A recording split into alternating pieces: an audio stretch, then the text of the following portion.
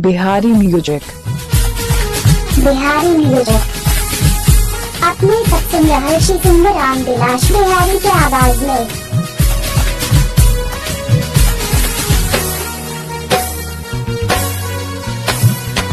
सुना हो बड़का भैया कहे बाकले हेल हमारा किस्मत कोठी कन्हा पगेल अगुआ के गोली मारबे चल जइबे जेल मौगी के मुँह लागे खपरी के पेन भैया।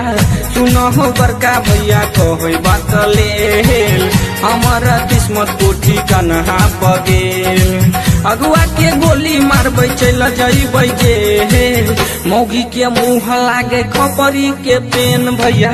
सुनो हो बड़का भैया कहे बाकले हेल हमारा किस्मत कोठी कन्हा पगेल।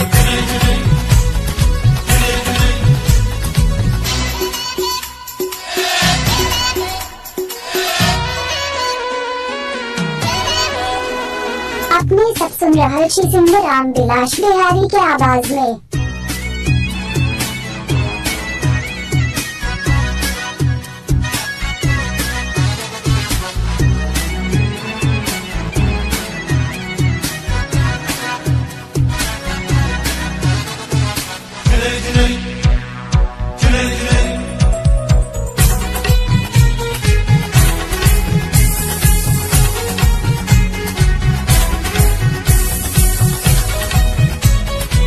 अपने सबसे महर्षि सिंगर रामविलास बिहारी के आवाज में। नहीं करब शादी तबो केलक जबरदस्ती हमरा देख के हंसैया है गाँव जवार बस्ती।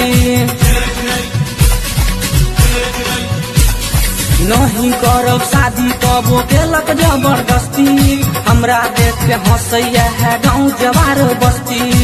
हंसै छै ललही जाका लागे बकले हेल मौगी के मुँह लागे खपरी के पेन अगुआ के गोली मारबे चल जइबे जेल मौगी के मुँह लागे खपरी के पेन भैया। सुना हो बड़का भैया कहे बाकले हेल हमारा किस्मत कोठी कन्हा पगेल।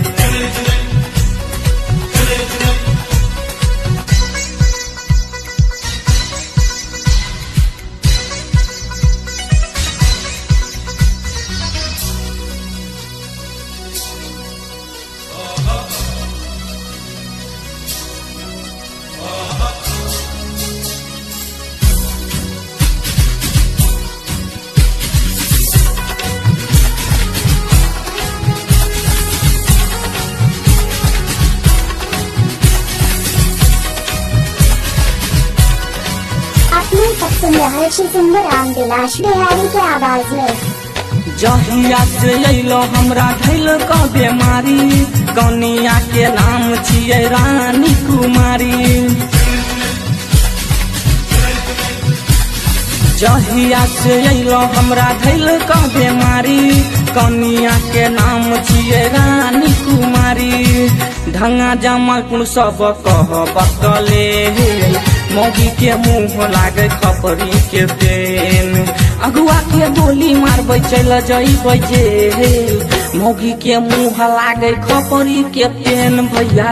सुना हो बड़का भैया कहे बकले हमारा किस्मत कोठी कन्हा पगेल।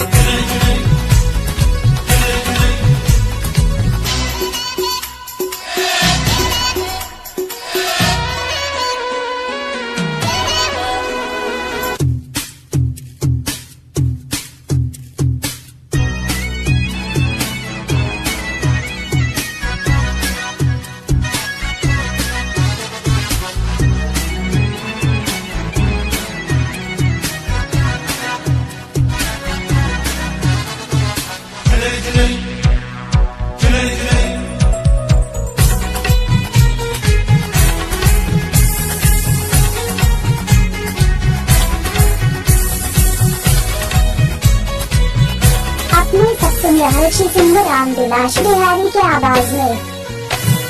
रामविलास बिहारी गावा दुख के कहानी कोना करते आशीष भैया भरली जवानी।